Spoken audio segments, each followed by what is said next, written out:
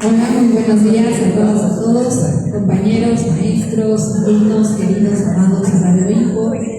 Agradeciendo de primera instancia a la Decanía de Psicología de San Moreno, a la Decanía de Tanatología, a la maestra Lorena, a la doctora Chávez y al doctor Paco.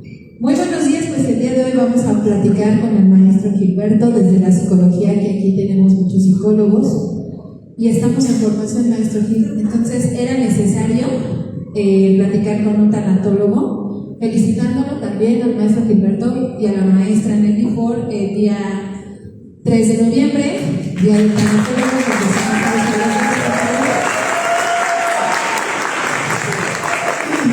Y bueno, pues para mí es un grato gusto estar contigo, ya saben. Una de las partes importantes por el cual fue la invitación, maestro Gil, a la Decanía de Psicología desde la Tanatología es el tema como tal, el impacto de la muerte desde la psicología, nosotros, y la tanatología, pues ustedes, que precisamente hoy me gustaría que nos mostraras cuál es el enfoque de la tanatología y hasta dónde podemos llegar nosotros como psicólogos en esta parte del acompañamiento. ¿Por qué? En la materia de psicología, para quienes están conmigo, hay un tema precisamente en la materia que es el acompañamiento dentro de la enfermedad. Nosotros tenemos que hacer un minucioso trabajo desde el rastreo, de investigación de un paciente con una enfermedad crónica degenerativa, y entonces necesitamos herramientas tanatológicas, ¿no? El impacto de la enfermedad, el impacto de la muerte, así como también estos duelos y estas pérdidas que se generan a partir de una enfermedad. Entonces nos gustaría saber desde la psicología cuáles son los impactos que tiene la muerte en el desarrollo tanatológico. Cuéntanos, maestro. Bien, nuevamente bienvenidos. Vamos a inicio. Esta parte de la tanatología y la parte de la psicología, he encontrado algo muy específico. Y uno de ellos es la parte de la tanatología, que nosotros lo vemos en una parte muy humana de la psicología, la tanatología transpersonal, del lado muy humano. A diferencia de la cuestión de la psicología, que se ve más en las cuestiones de comportamiento, las conductas, desde la enfermedad, donde la parte psicológica se hace lo que es una etiqueta. Se le pone la enfermedad al paciente. Estás enfermo de cáncer, diabetes, hipertensión, todas esas enfermedades crónicas degenerativas. ¿Vale? Y es una etiqueta que tiene el paciente, que se queda con ella. ¿Vale? Es una patología. Al menos un servidor, cuando realizo un abordaje tanatológico, en el caso de un paciente con un diagnóstico, al paciente lo que se le psicoeduca una tanatología educativa, al paciente se le enseña a vivir con la enfermedad en una condición de vida diferente, más no con la enfermedad, a quitar esa etiqueta. Vemos la parte patológica, pero no psicologizamos al paciente. Esa es la parte que lo veo más de la parte humana. ¿Vale? Es algo que en el paciente pudiera ser algo complicado, incluso por esas creencias o códigos de creencias que pudiera tener el paciente. ¿Vale? Entonces debemos de entender qué es una creencia, ese pensamiento, esa idea, incluso puede ser hasta mágica sobre algo, y el código de creencia ya cuando se lleva a la parte de la acción. ¿Vale? En lo que es la tanatología o la tanatología transpersonal, que la manejamos aquí en el instituto, aquí en la tanatología transpersonal lo que hacemos es integrar factores psicológicos, espirituales, filosóficos, para poder comprender y así poder realizar abordajes desde la perspectiva de muerte. Así como ven el título en pantallas, la percepción. Pero entonces podemos preguntarnos qué es percepción. Creo ya muchos ya lo saben, ¿verdad? ¿Qué es la percepción?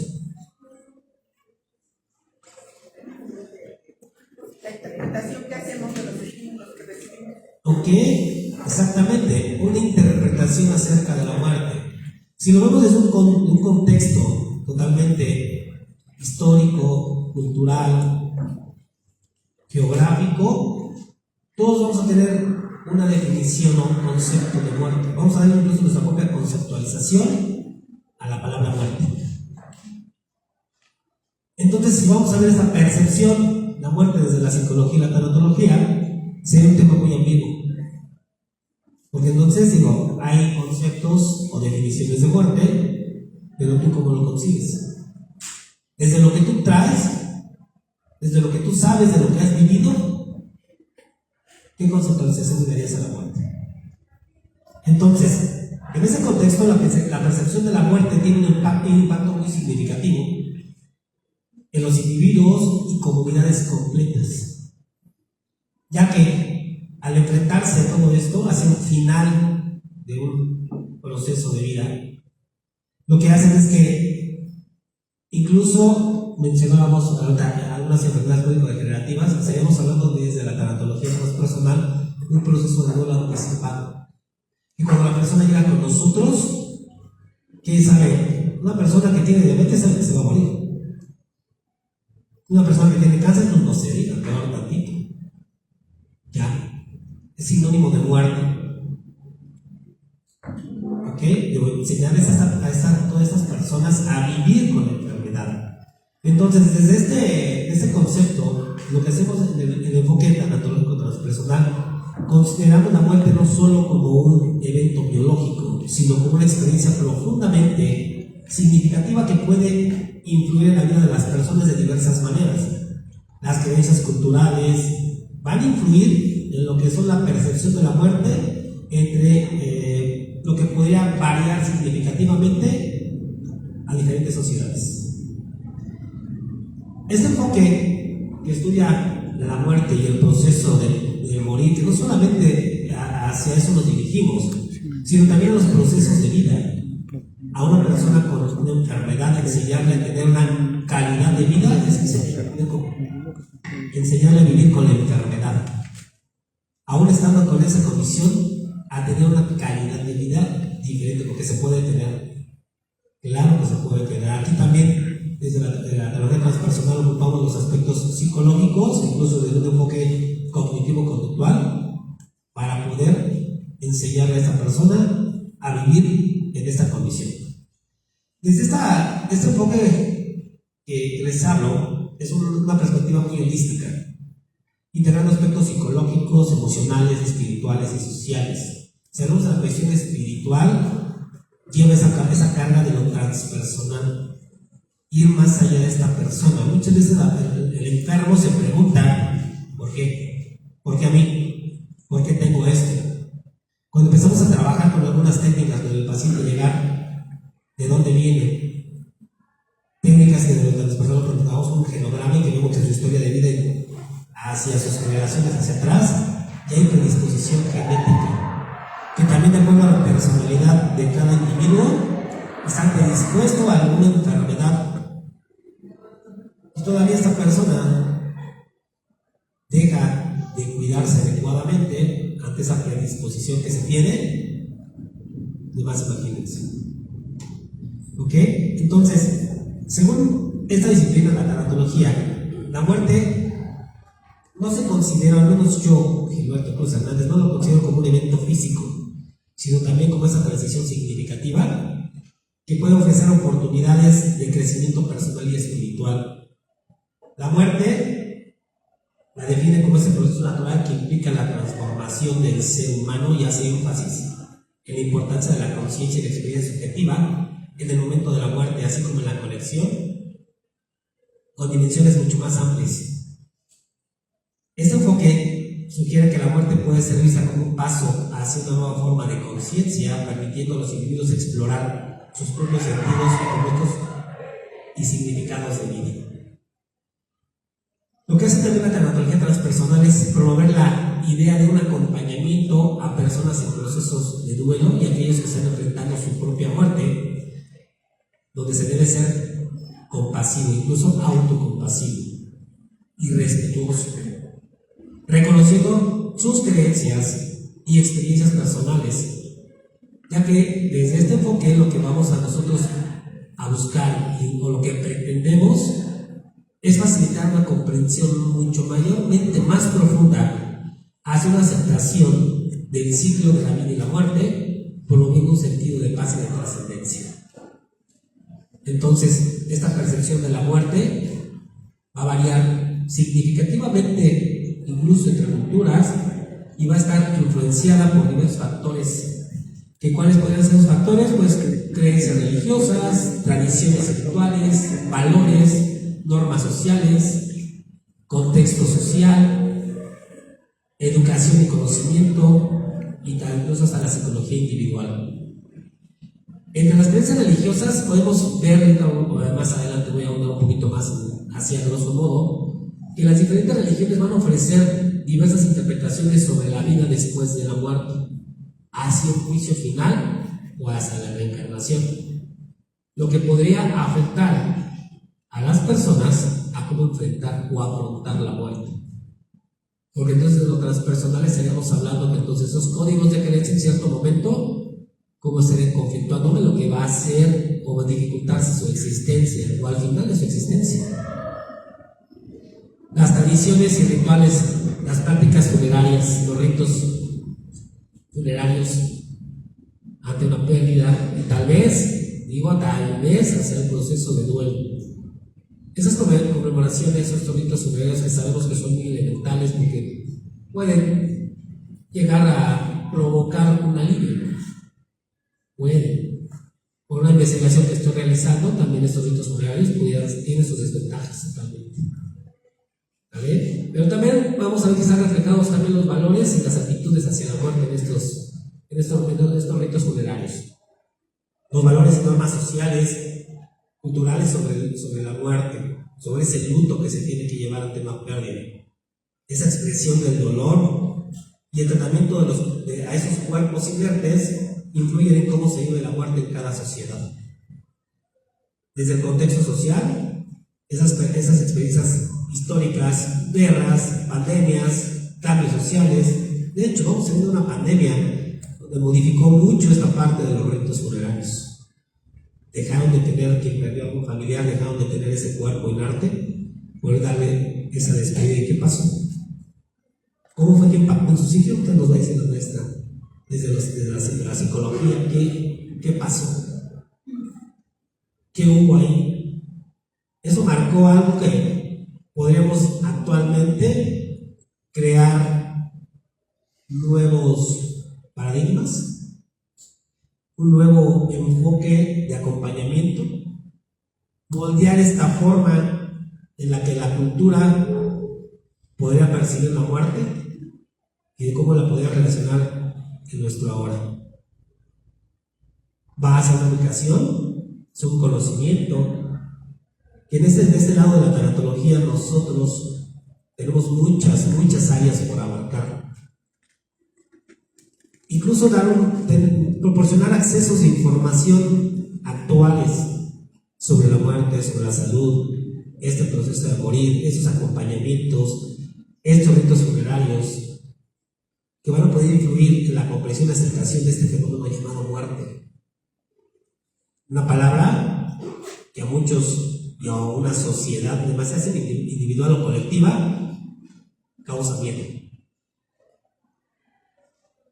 Dentro de la parte psicológica, desde lo individual, estas experiencias personales con la muerte, la pérdida de seres queridos, de los seres queridos significativos, y no solamente a seres queridos, sino también que hay objetos, mascotas, todo lo que pueda ser considerado significativo va a provocar un dolor, incluso tal vez hasta un sufrimiento, de la cual volvemos a la palabra clave, percepción, esa percepción individual de la muerte y el significado que cada uno le da a ello. Hay un postulado desde lo transpersonal, el quinto postulado dice que el ser humano tiende a simbolizar el mundo que le rodea. ¿De qué manera simbolizamos la muerte? Pero también ese símbolo, ¿qué significado le damos? Cada uno, ¿qué significado le damos a la muerte? Y eso es lo importante, porque vamos a trabajar con ello, ese acompañamiento a ese significado que le das como muerte. Entonces, retomando todo lo que les acabo de mencionar, ¿vale?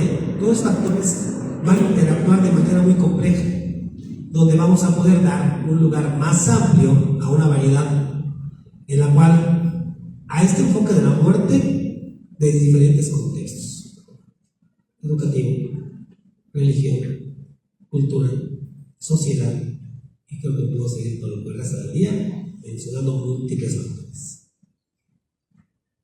Muy bien, maestro, muchas gracias. Entonces vamos entendiendo que nosotros en psicología, tratando de identificar precisamente cuáles serían los puntos a tratar en una medición, porque pues nosotros lo que hacemos es una medición del problema que se genera a partir de un sesgo de actividades que deja de hacer la persona, que realiza todos los días, como es bañarse, ir al trabajo, ir a la escuela, hacer la tarea, cumplir con las actividades, después de una pérdida.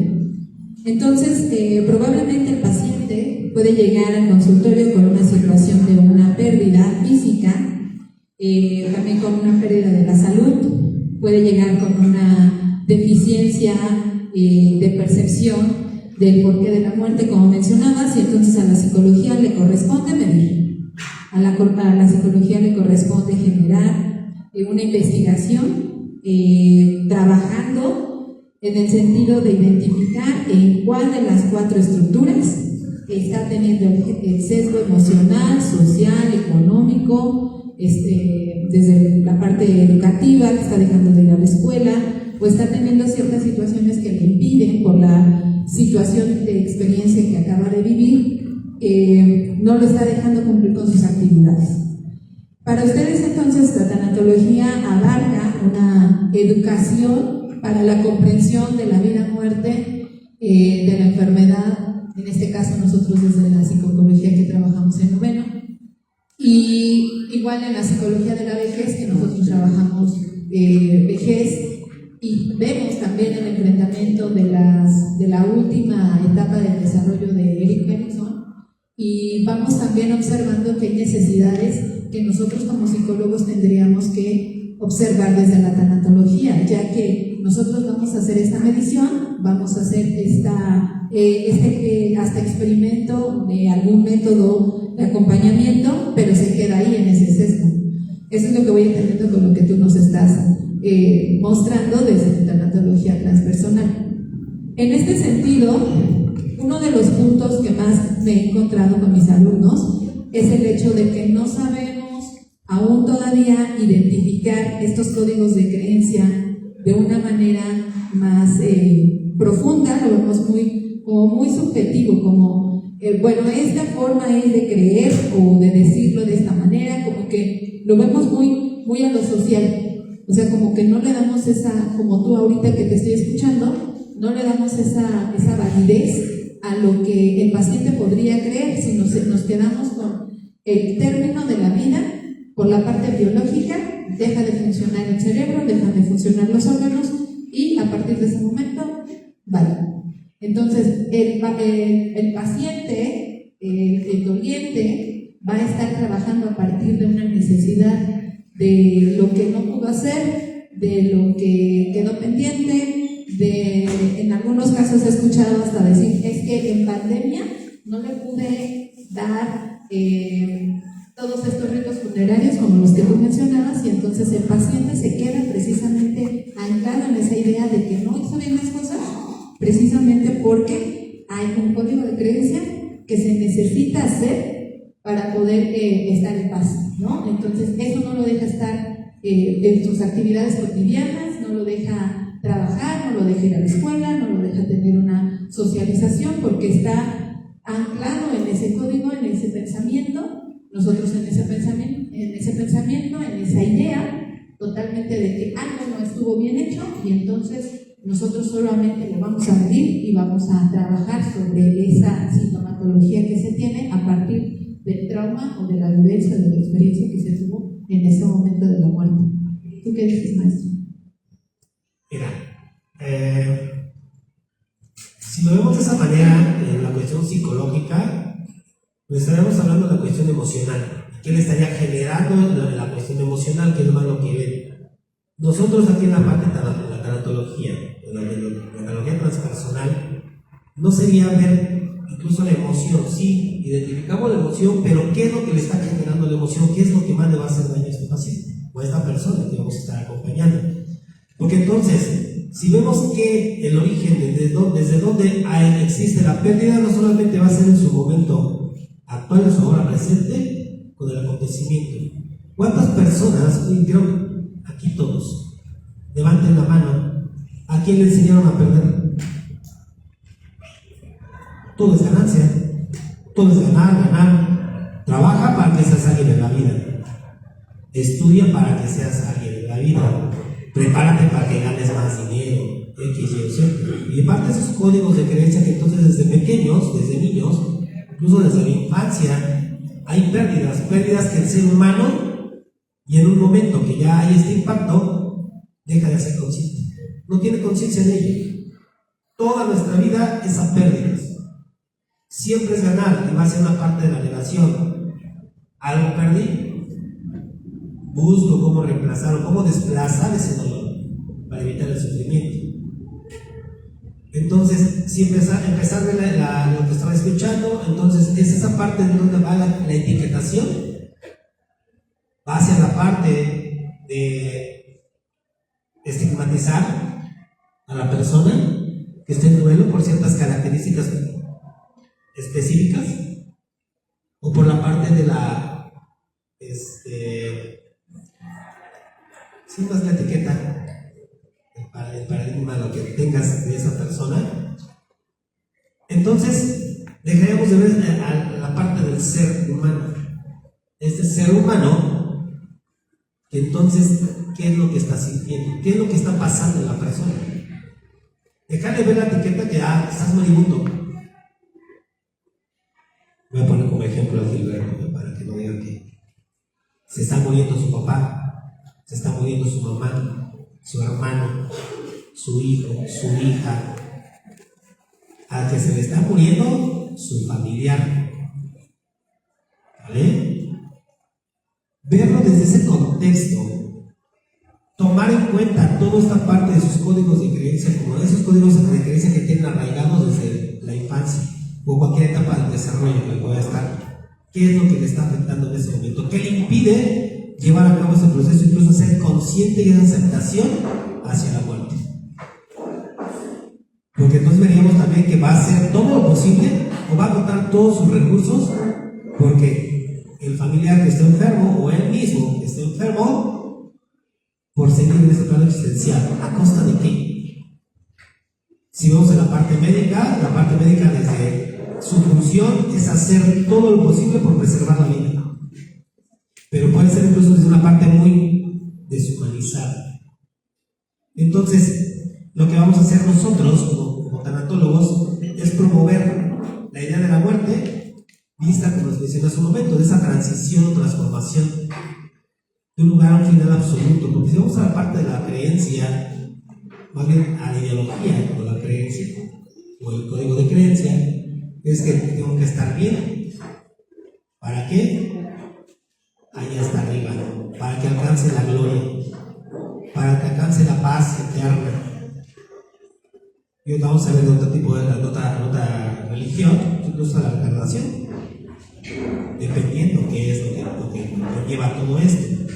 Entonces, desde esta forma de ver, o esta idea que promuevo la tranquilidad transpersonal, vista en esa transición, como decía, esto lo que me he encontrado en la intervención con mis pacientes es llegar a un alivio de incluso esa emoción del miedo asociada con la muerte y de verdad encontrar una mayor aceptación. Darle ese impacto emocional, esa percepción de la muerte puede generar o ha generado en mis pacientes una amplia gama de emociones, desde el miedo y la tristeza, la paz y la liberación.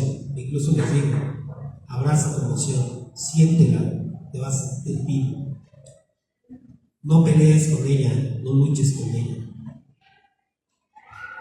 De esa manera, aplicando algunas técnicas, algunas estrategias, algunos ejercicios, desde lo transpersonal, ejercicios espirituales, hace una conjunción de varias técnicas, varios ejercicios, resultados impresionantes.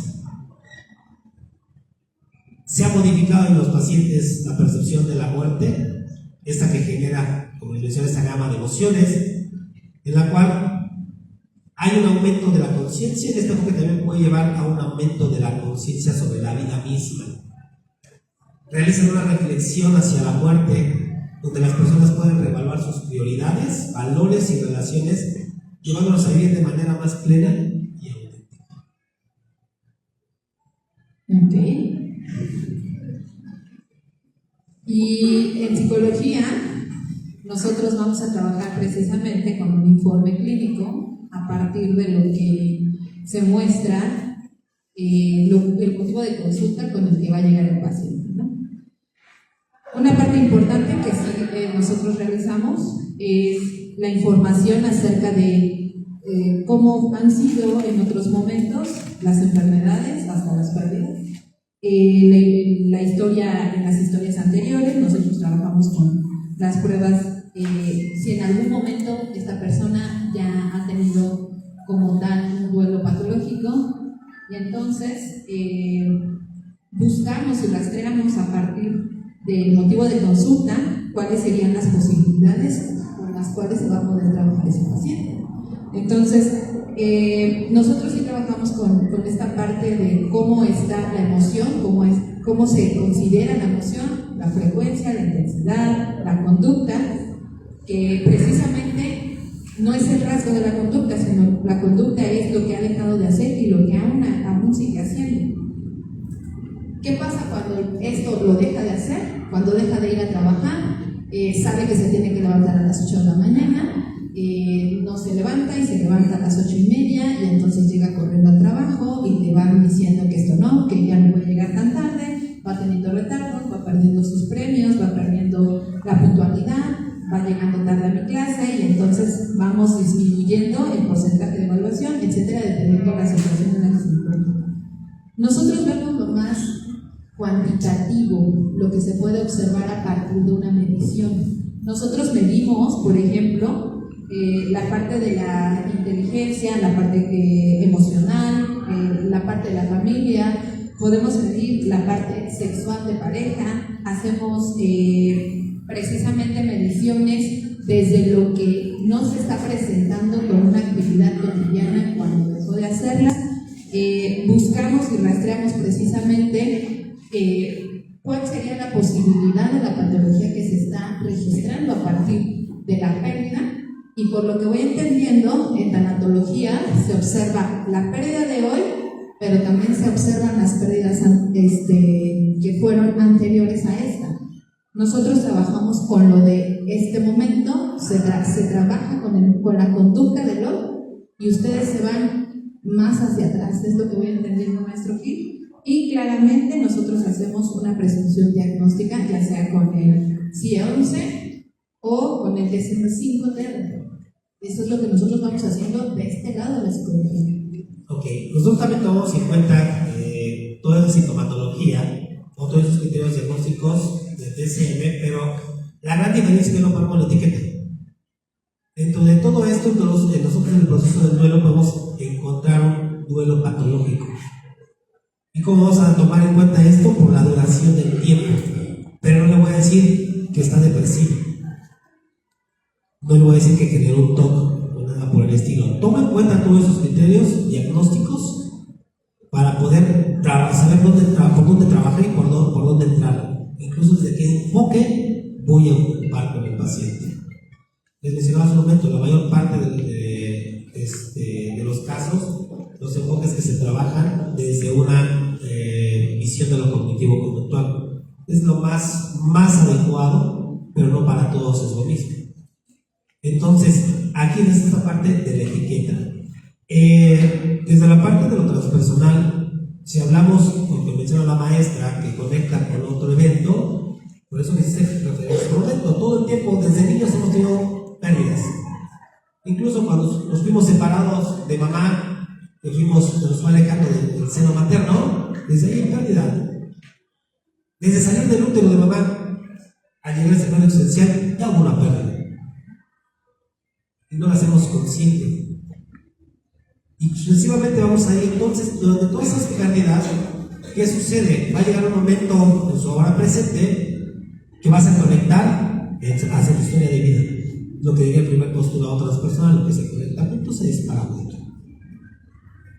Eso es lo que vemos, no precisamente ir buscando, porque si voy a ver lo que me está afectando en este momento, pero siempre va a salir algo con lo que hay en su historia de vida. Entonces, desde ese punto es la forma que busca, al menos un servidor lo que hace es verlo desde la parte más humana, no ponerle etiqueta. En mi formación como tanatólogo, hace mucho tiempo, con el doctor Juan Polo, con el ya muerto el doctor José María López Estrada, con la doctora Alejandra González, con el doctor Marco Antonio López Galicia, Medetables, Rounds, en el aula. Gil, deja de patologizar o deja de psicologizar la tanatología del lado más humano. ¿Cómo? Dime, ¿cómo? La teoría está muy padre, man. La verdad, muy bonito. Pero, porque sabe mi parte consciente. No podía separarme de la psicología hacia la tanatología. ¿Qué tuvo que pasar para poder entender la humanidad o la humanización de la tanatología? Pues por pasar por un proceso de pérdida, la muerte de mi papá. Ahí fue donde entendí que es humanizar la tanatología.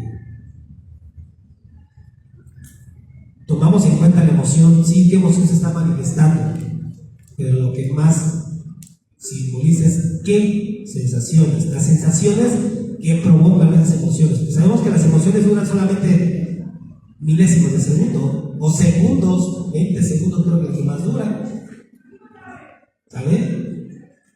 Porque entonces hablamos que una persona queda con una emoción bastante tiempo, pues ya estaríamos hablando de una cuestión totalmente psicológica. Y es lo que nosotros no vemos. No poner etiquetas, bien lo mencionó la maestra. A ciertos rasgos, ciertos criterios, hay sintomatología de cada criterio. ¿Y qué tengo que hacer?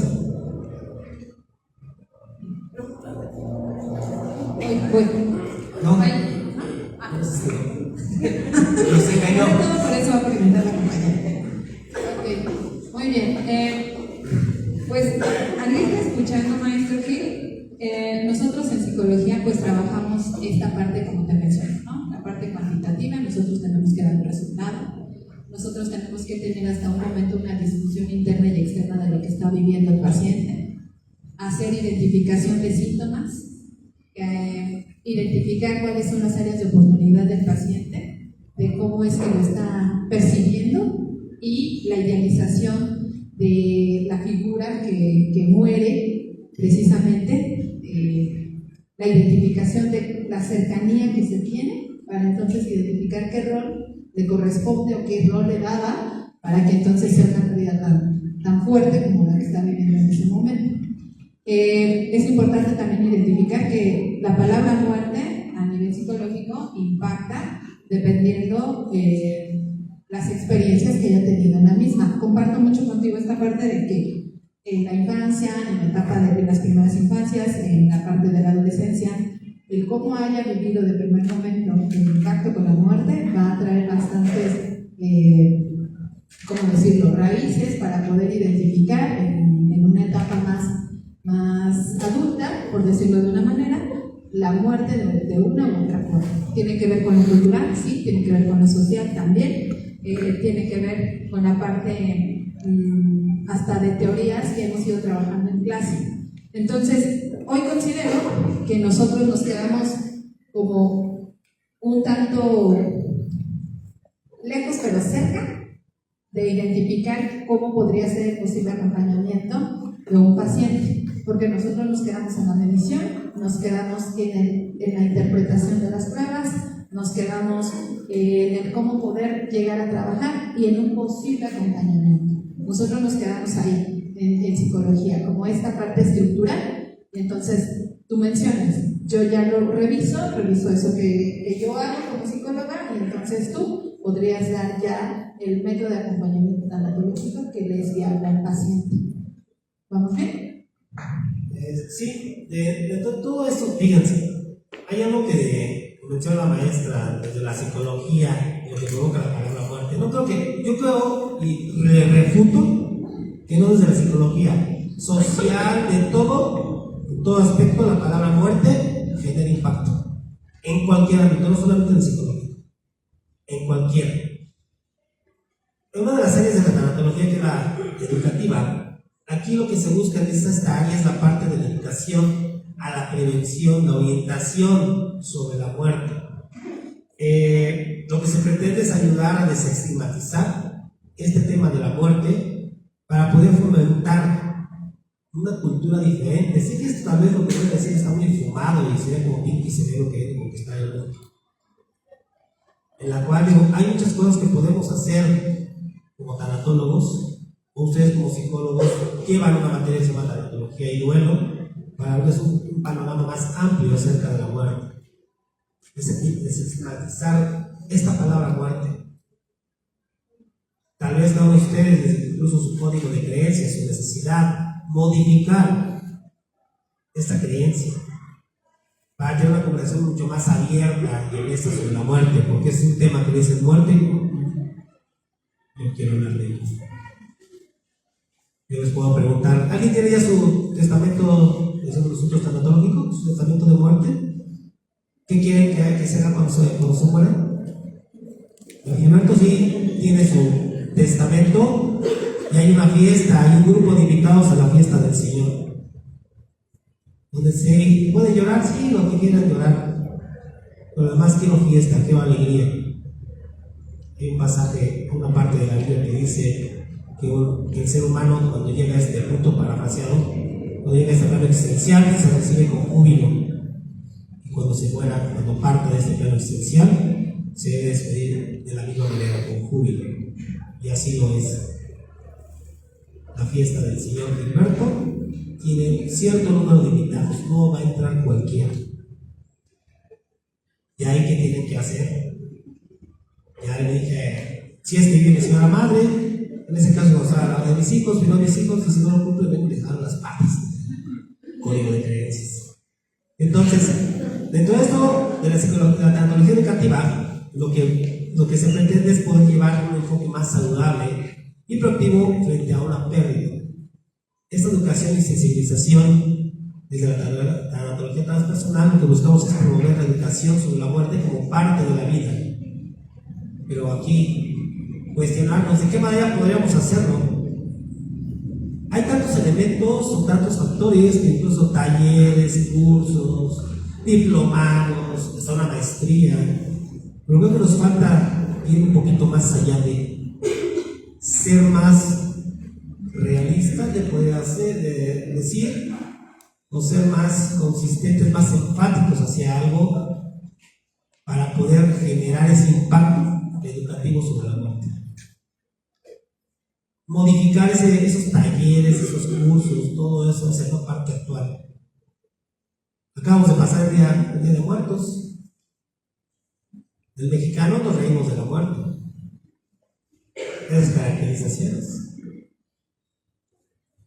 Hasta de gusto nos vestimos. Bueno, no nos quedamos con el disfraz puesto. Porque entonces esta cultura de los códigos, ¿vale? De esos códigos de creencia que están muy, muy arraigados, ¿vale? Donde podríamos trabajar con ellos, difícilmente vamos a cambiar un código de creencia, pero sí podríamos modificar la perspectiva o hacer reflexionar desde la tanatología educativa a una sociedad o una cultura sobre la muerte.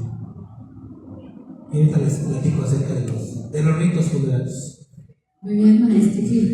Bueno, pues a mí me gustaría, antes de que comencemos a ir cerrando el tema, si alguno de ustedes, de los alumnos de psicología, creo que también pudieron llegar los de trabajo social y psicopedagogía, me encantaría que le hiciéramos preguntas al tanatólogo desde la psicología de lo que a nosotros nos toca hacer y qué es lo que ellos hacen en su labor como tanatólogos. ¿Alguien que... Oscar? No.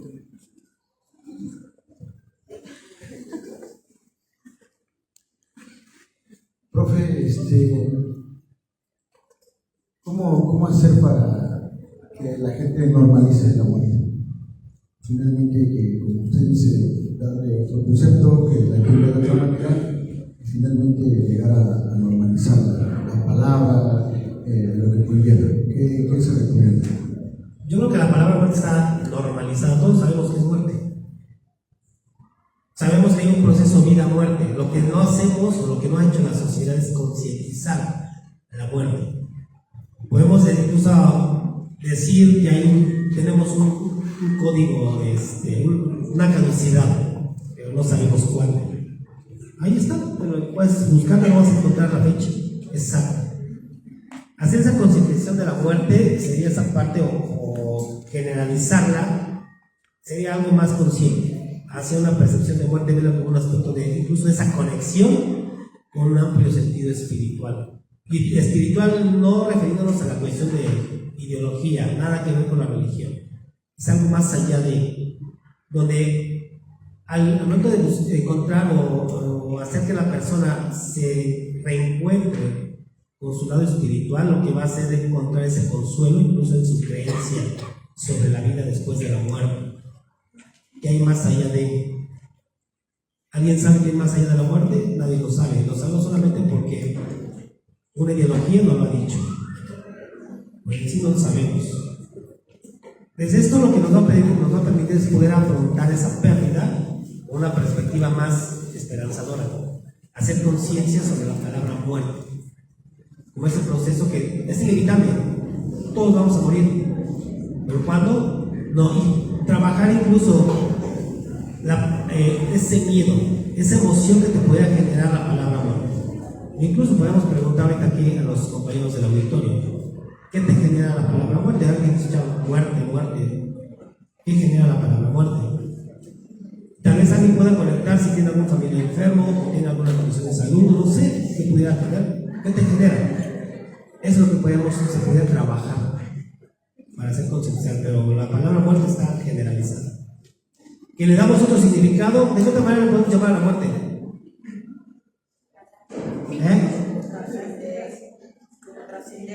Trascender. Pero no es necesario morir para trascender. Trascendemos en vida también. ¿De qué otra manera le llamamos a la muerte? Finitud. ¿Qué más?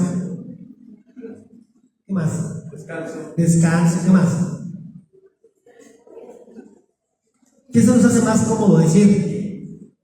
Ya va a colgar los tenis, ya va a descansar. ¿Qué será cómodo? Decir eso, decir, me voy a morir. ¡Ay! Porque la palabra genera impacto. Se va a morir mi papá, ya me voy a morir yo. Esa parte de la conciencia, pero esa conexión más espiritual.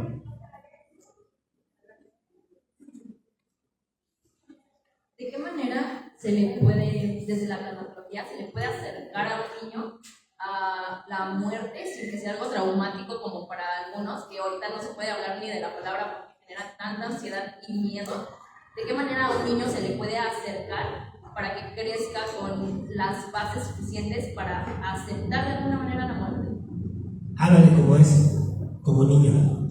Porque muchas veces la sociedad lo que ha hecho es hablarle de la muerte a un niño como si fuera un adulto. Háblale como niño. Hay muchas formas de hacerlo.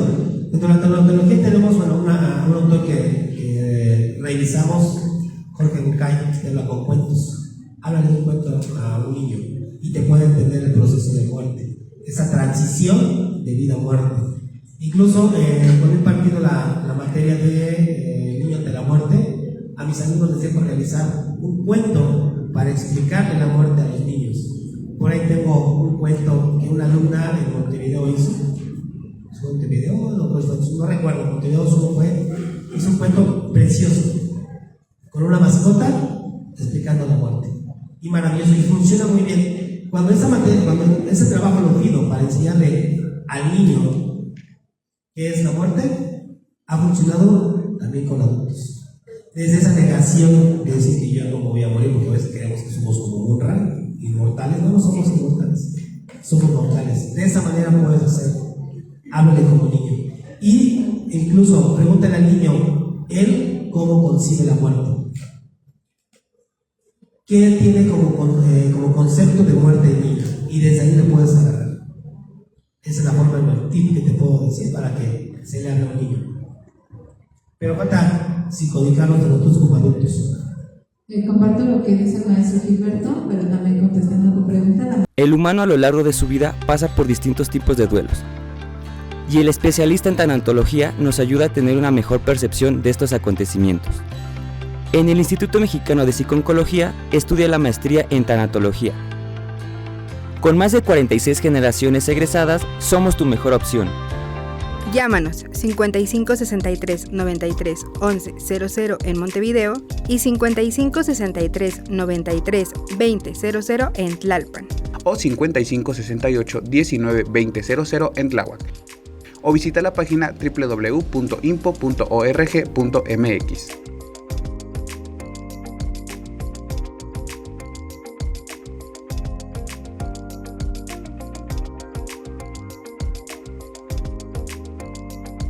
Materia de psicología, terapia del juego, precisamente ahí trabajamos ese tema. Entonces, ahí también tú vas a aprender muchas técnicas de trabajar la percepción de muerte en el niño. Y del juego también. Mi pregunta era que de dónde nace como ese miedo a la muerte, si en nuestros ancestros también se sacrificaban y era voluntariamente. Entonces como que sabían que iban como para una deidad, pero no les daba miedo como el acabar con la vida y de hecho era muy honrado. Y entonces se veía desde otra perspectiva y ahora en la sociedad y cómo ha ido como cambiando ese concepto de la muerte. Bien, fíjate, una pregunta muy interesante. Podemos verlo de qué hacían estos. Eso es un ritual de un sacrificio humano, donde sabemos o tenemos el contexto de lo que significaba ese sacrificio, que era una ofrenda hacia los dioses para conseguir algún premio. Eso lo mencionaba algo de este premio. Pero, ¿qué datos tenemos sobre la persona que iba a ser sacrificada? ¿Saben lo que conlleva ahí? ¿Qué es lo que sentía esta persona que iba a ser sacrificada? No, entonces, pero tampoco sabemos qué pasaba en la comunidad en saber que una doncella iba a ser sacrificada, porque no eran mujeres. ¿Qué generaban los demás? Y si me toca a mí, no más por tener las características o de ser esa doncella, por ser mujer, ¿qué generaría? Fíjate, en una familia que exista esa predisposición de cáncer y que cuando empiezan a trabajar con el paciente, supongamos que llega a consulta, porque muchas veces llegan a consulta por X motivo, pero cuando empiezas a indagar, lo que decía la maestra, a realizar esta evaluación, vas a encontrar que el paciente tiene constantes pérdidas, porque encuentra un dolor, incluso es un dolor crónico que el paciente ni cuenta se ha dado. Hace unos meses con el maestro Richo vimos un taller de manejo del dolor allá en Montevideo y él les hablaba de este dolor crónico. ¿Quién recuerda a su primer pareja, su primer novio o novia? ¿Sanaron ese dolor? ¿Sanaron esa herida? Dicen que sí, pero cuando se empieza a trabajar se dan cuenta que no, y te va saliendo ese dolor que traes y después un clavo saca otro clavo, ahí viene otra, y sucesivamente. Y hay dolores y se va, y si vemos por la cuestión de tiempo, este dolor se volvió crónico, que cuando llega un impacto con alguna otra pareja, ¡pum! Y desde cuando lo vienes arrastrando y no te has dado cuenta, concientizarlo. Y volvemos a lo que preguntabas, entonces, en un sistema hay una persona, este paciente, que en su familia, su mamá, sus tías, su abuela, bisabuela y alguien más por la familia han muerto de cáncer. Y entonces cuando tú llegas a ese, tienes alguna sintomatología, entra el miedo. De ahí se podría generar. Saber que llevas, lo mencionaba la maestra Sandra, en psicología de la vejez, ¿qué sucede? Yo les hago 3 preguntas. ¿A qué edad quieres llegar como adulto mayor? ¿Cómo quieres llegar? ¿Con quién te ves? La tercera muerte. ¿Qué estás haciendo para llegar ahí?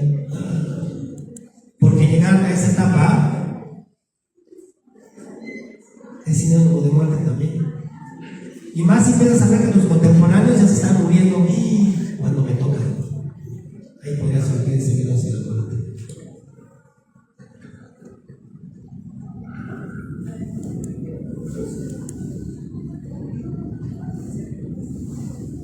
Yo tengo una pregunta. ¿La muerte puede ser amena o puede haber una muerte feliz? Sí. Sí, desde que lo mencionaba hace un momento, si educamos y tener una calidad de vida, he trabajado con pacientes de tener fase terminal, a enseñarles a tener calidad de vida. Dentro de esa calidad de vida, es diferente, disfruta sus últimos momentos el paciente y cuando llega a su final, lo hace feliz, lo ha transmitido. Dentro de esto te podría decir que es un trabajo arduo, pero hacer primeramente conciencia del paciente. Hay algo que también que estoy investigando que le denomino altruismo tanatológico. Si digo una palabra altruismo, el altruismo conlleva a un sacrificio. El paciente terminal, hay veces, como un enfermo lo que dice, sabe su dolor, tiene un gran poder de aguantarse y decir, no quiero ver a nadie. Lo que la sociedad pudiera tomar como que es una grosería. Hace para allá, no quiero ver, vete para allá. Lo que se hace es un altruismo, para mí un altruismo tanatológico. Se están sacrificando y lo que diciendo es que no quiero que tú sufras verme a mí sufrir, porque mi sufrimiento sería mayor.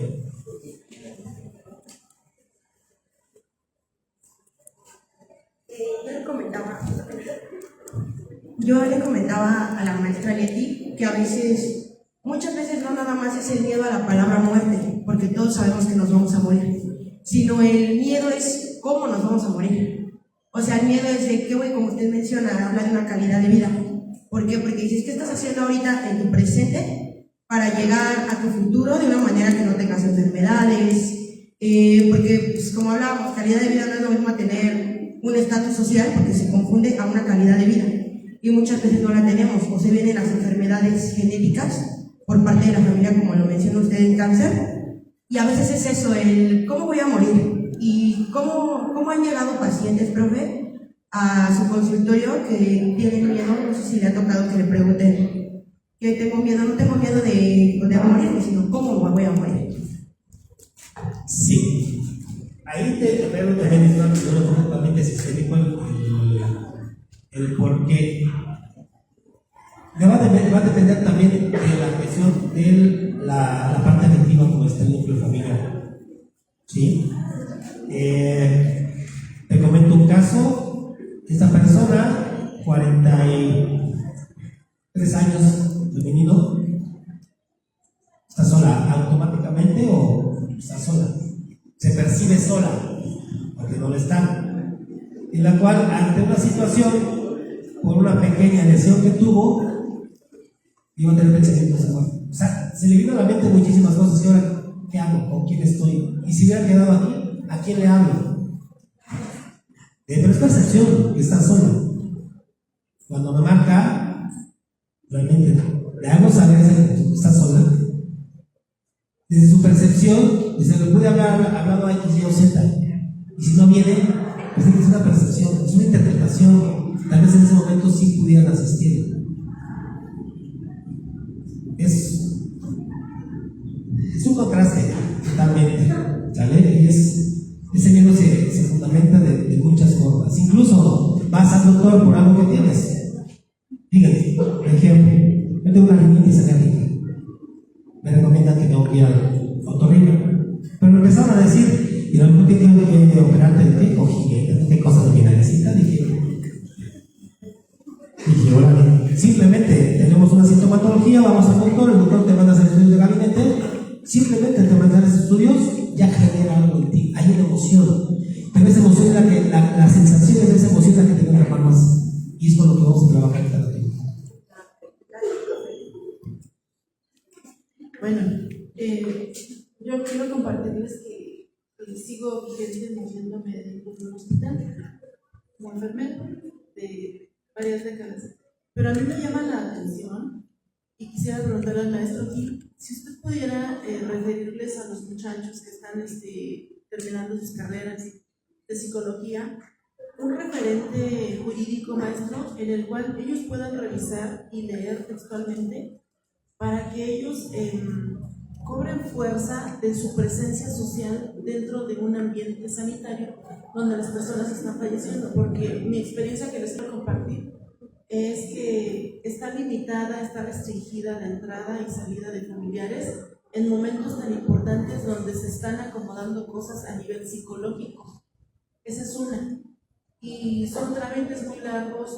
Yo quisiera saber si hay alguna situación jurídica, algún código civil que hablan de eso y derribe ese obstáculo, porque si no le echamos ganas a este momento histórico de la familia, en el que de todas formas va a trascender su familia, ya el impacto dentro de lo transpersonal va a ser de mucho tiempo, por algo que no se hizo al momento. Entonces yo quisiera saber si hay este reforzamiento que puedan ellos leer, maestro, para que ahí se agarren y puedan echar abajo con todas esas imposiciones del sistema para facilitarles este proceso a las familias.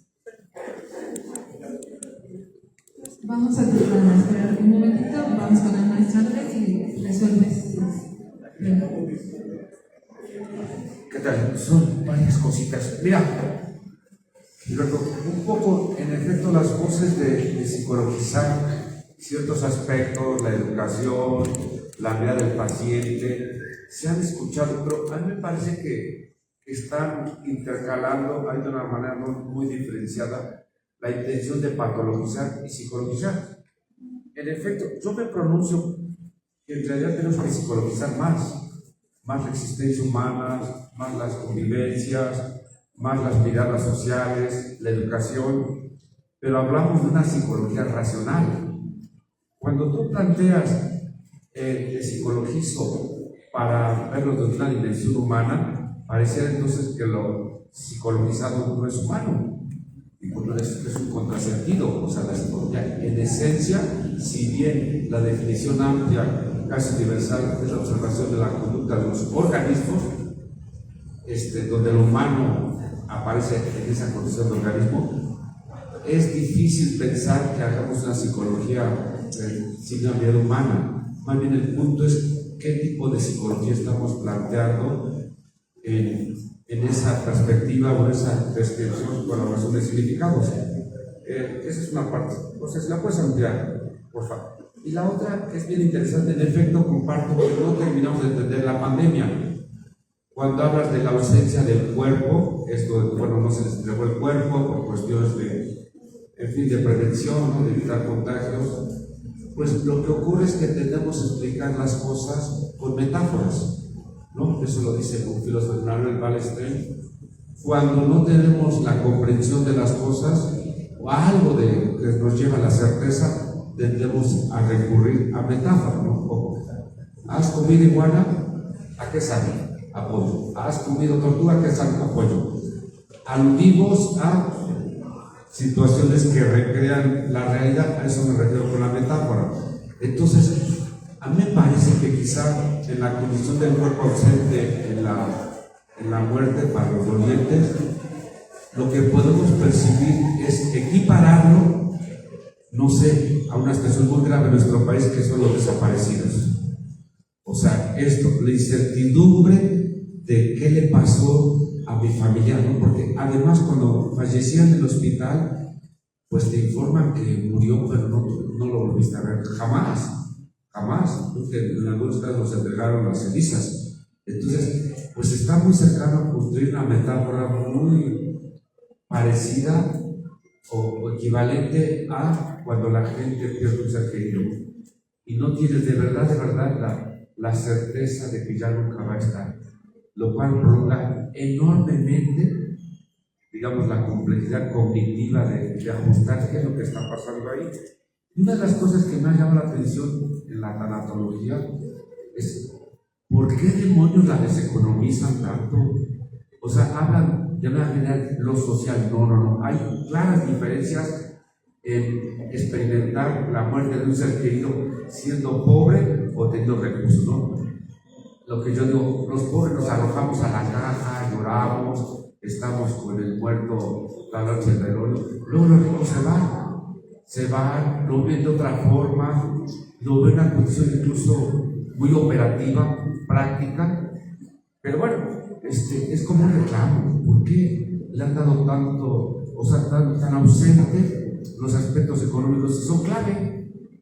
Pues con lana lo ves de otra manera, ¿no? Sin lana, lo que es el de Shakira, no es lo mismo que te truene tu güey cuando eres Shakira a cuando estamos en el desempleo.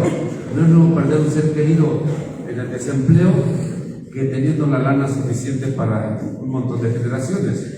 Entonces yo digo como que hay que meterle un poquito de lana, o sea, el factor económico, a pensar la muerte en la condición humana. Sí, gracias. Algo muy concreto para el primer cuestionamiento que me hace es decir, así más muy concreto, el por qué no poner etiquetas. Desde la patología de la cuestión humana no poner etiqueta, porque la etiqueta es también lo que le afecta más a la persona.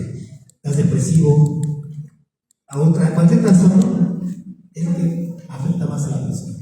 De esa manera lo vemos la parte más humana. Quítate etiquetas. Es lo que hago yo con mis pacientes. Llega uno, mira, que soy, que me dejó mi pareja y estoy depresiva, hace cuánto te dejó, hace 3 días, háblale de eso. ¿Sale? Quitar esa etiqueta. Esa es la parte que debe ser un poco humano, sin etiquetas, desde la parte transpersonal. No podía así, no poner etiquetas, no, de psicologizar es algo muy amplio, no estás generando desempleo. No, pero es que lo dije, no ponemos etiquetas, eso dije. Sabemos la patología, ¿sí? Que son los criterios, los diagnósticos, la sintomatología, pero no trabajo con la etiqueta. Es muy importante. Y maestra, a su pregunta, en la maestría de tanatología revisamos lo que es la tanatología legal. Hay una materia que llamamos tanatología desde el derecho, y pues hay una donde se empiezan a ver desde la Constitución Política Mexicana, desde cómo se constituye una persona muerta, un acta de defunción, bueno, el certificado de defunción y el acta de defunción ya cuando está desde ahí. Pero también cuando la persona está antes de morir, ahí tiene ciertos derechos antes de morir. Un ejemplo podría ser esta cuando la persona no se le pide, que no quiere que le intervengan Voluntad anticipada. La voluntad anticipada. Pero también la voluntad anticipada lleva un contexto legal que tiene que estar certificado. La persona incluso antes de morir puede realizar su testamento y especificar, y se tiene que llevar a cabo, se tiene que respetar, porque eso sería muy violando una ley. Como también con los pacientes de cáncer está la emancipación, ¿no? Cuando ya no quieren que los intervengan, por ejemplo, con quimioterapias y todos, ellos pueden pedirle al abogado la emancipación de su cuerpo. Sí, pero cuidado también con eso, porque no toda la República Mexicana está estipulada, solamente para ciertos estados de la República. ¿Vale? Muy bien, muchísimas gracias.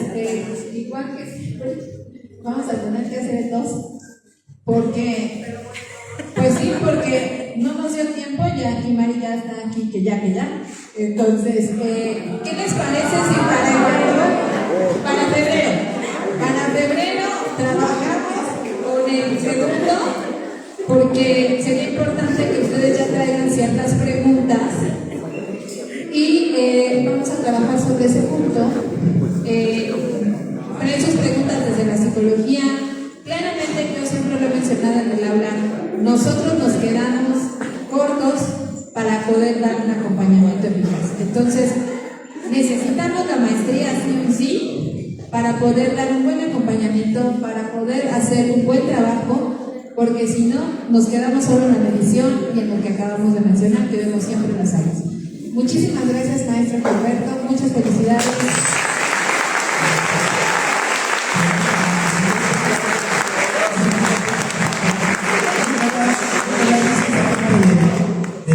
No te escuchó nada. De ese punto que tocó, voy a investigarlo por esa parte de la cuestión económica. Mueren igual ricos, pobres, como sea, pero el contexto es diferente. Claro que sí. Gracias, maestro. Sí.